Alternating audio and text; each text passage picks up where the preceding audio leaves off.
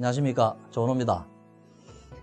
이번 시간에는 공격적인 마케팅 중에 기존 시장 침투 전략 사례에 대해서 말씀드리고자 합니다. 블루오션, 소위 말해서 새로운 시장을 만들어내는 것은 상당히 어렵습니다. 근데 사실상 제 경험에 의하면은 기존에 형성되어 있는 시장을 침투해서 그거를 뺏어오는 것이 더 어렵다는 사실을 저는 깨달았습니다. 근데 성공적으로 한 사례를 하나 말씀을 드리면요. 과채 주스 자이언언이라는 브랜드가 있습니다.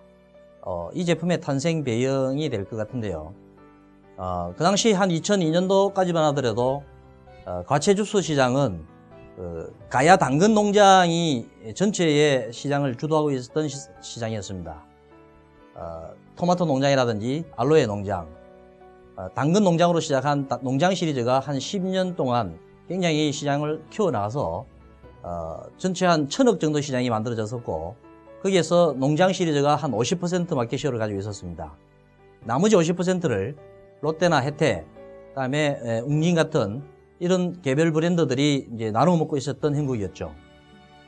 그런데 그 가운데서 농장의 그 자회사인 범양에서 부도가 나기 시작합니다. 그리고 음료 산업까지도 영향을 미쳐서 농장 제품이 실제적으로 원료 구매할 수 있는 능력이 떨어지는 상황이 만들어지게 됩니다.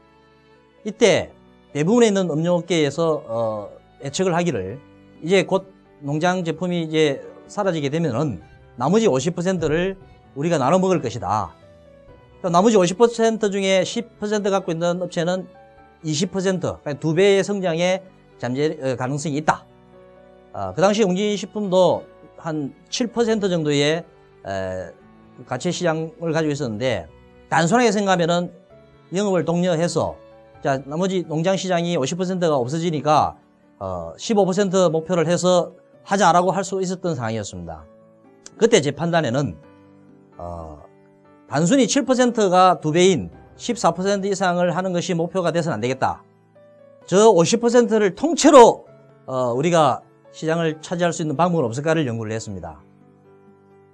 그때만 하더라도 나머지 50%는 코퍼레이트 브랜드, 소위 말해서 롯데나 혜태, 웅진 이름을 달고 하는 브랜드였고, 가야 당근 농장이라고 하는 농장 브랜드를 이겨낼 힘은 없었습니다. 근데 이미 농장이라는 것이 10년 이상 지나서 조금 올드한 이미지를 가지고 있었고, 요 이미지를 좀 더 업그레이드 시켜가지고 통째로 이 시장을 웅진이 먹을 수 있는 방법을 찾아보자 라고 저는 이제 결심을 하고 다양한 공격적인 접근을 하게 되는데, 그 첫 번째가 일단 브랜드였습니다. 뭐 아시다시피 가을 대추, 아침 햇살, 초록 매실, 하늘보리 이런 대부분에 있는 제품 브랜드들을 제가 직접 브랜딩을 했었습니다만은, 요 자이언언만큼은 외부 아웃소싱을 줘서 글로벌 브랜딩 회사에 의뢰를 했습니다.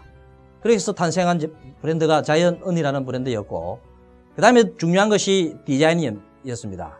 저는 마케팅 믹스 4P 중에 프로덕트, 프라이스, 플레이스, 프로모션 중에 저는 5P다. 그러니까 하나의 P가 더 있다. 그게 패키지 디자인이다라고 주장을 해왔습니다.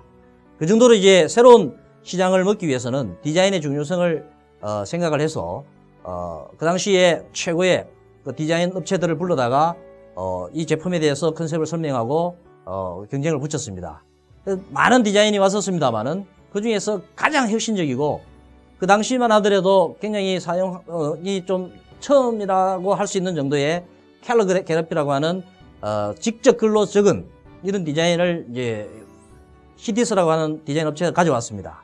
근데 대부분의 소비자나 직원들한테 설문을 했을 때는 그렇게 좀 부담스러운 디자인이다라고 했습니다만은 아니다. 50%를 통째로 먹기 위해서는 좀 가감한 디자인 전략이 필요하다라고 해서 그 디자인을 결정했습니다.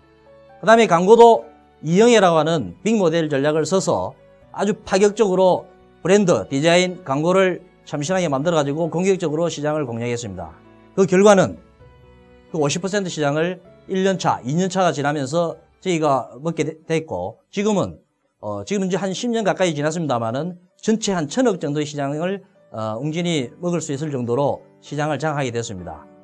역시 결국 기존에 있는 시장을 침투하기 위해서는 타이밍이 굉장히 중요한 요소였다라고 말씀드릴 수 있습니다. 그리고 가감한 배신과 공격적인 마케팅이 그 철옹성 같은 과체 시장에 비어있는 시장을 찾아먹을 수 있었던 그런 전략적 사례 중에 하나가 됐다고 말씀드릴 수 있겠습니다. 다음 시간에 뵙겠습니다.